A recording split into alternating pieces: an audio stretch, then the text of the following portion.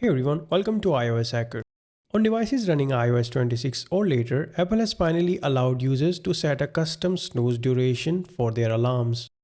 Believe it or not, in iOS 18 or earlier, users did not have the option to set a custom snooze duration. However, now that has changed and you can select between 1 minute all the way up to 15 minutes alarm snooze levels. Changing the snooze duration of an alarm is very simple. Just launch the clock app and either create a new alarm by tapping on the plus button from the top or tap on an existing alarm in order to modify it. When you're on the alarm settings page, you can tap on the snooze duration option.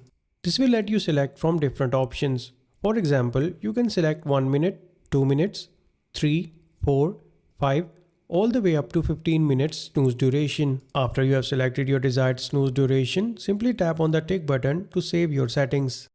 That's it. This is how you can set custom alarm snooze duration in the clock app on devices running iOS 26 or later.